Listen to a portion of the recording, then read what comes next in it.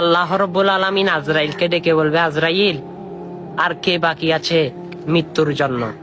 তখন আজরাইল বলবে, আল্লাহ আপনার মাখলুকাতের মধ্যে, আপনার ইনসানের মধ্যে সবাই তো শেষ, এখন মাত্র 7 জন ফেরেশতা বাকি।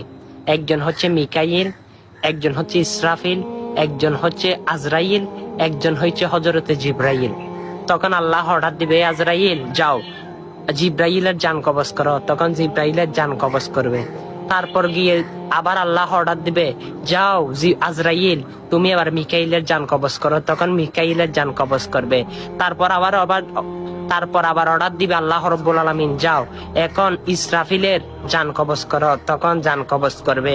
তখন আল্লাহ রাব্বুল আলামিন বলবে, হে আজরাইল বলো এখন আর কি আছে? তখন আজরাইল বলবে, আমি তো দেখতেছি না। এখন আল্লাহ বলবে, এখন তুমি আছো, তুমিও নিজে মরো, তুমিও নিজে মরো, তুমিও নিজে মরো। কারণ কোরআনে বলেছে, কুল্লু নাফসিন যায়িকাতুল মাউত, সকল প্রাণীকে মৃত্যুর স্বাদ গ্রহণ করতে হবে। সেই কথা রাখাতে শেষমেশ আজরাইল পর্যন্ত নিজের জান দিয়ে দিতে হবে। সুবহানাল্লাহ। দেখেন আল্লাহর নিয়মটা কেমন।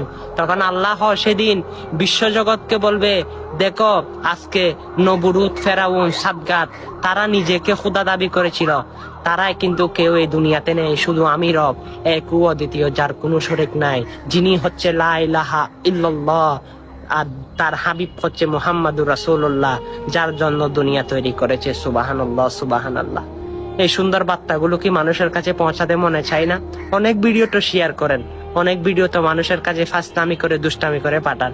এগুলো না হয় তাদের কাছে ফাসলামির উদ্দেশ্য হলে পাঠান, তারা যেন শুনে, তারা যেন হেদায়েতের পথে আসে। মৃত্যু অনেক ভয়ানক, হয়তো আপনি জানেন না। যদি আপনি ইমানদার হন, মায়ের স্তন শুষে শুষে যেভাবে সন্তান মৃত্যুবরণ করে, তখন আপনার তেমন মৃত্যু হবে। কিন্তু একজন কাফেরের মৃত্যু কেমন হবে জানেন? মুশরিকের মৃত্যু কেমন হবে জানেন?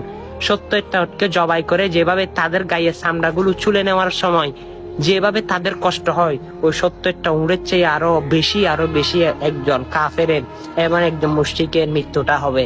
আপনি কোন মৃত্যু চান? যদি ইমানদার সহিত মৃত্যু চান, আল্লাহ রসুলের পথে চলুন, আর ভিডিওটা সকল মুসলমানের কাছে পৌঁছে দিন, তাদেরকে আল্লাহ হেদায়েত দিক। আমিন।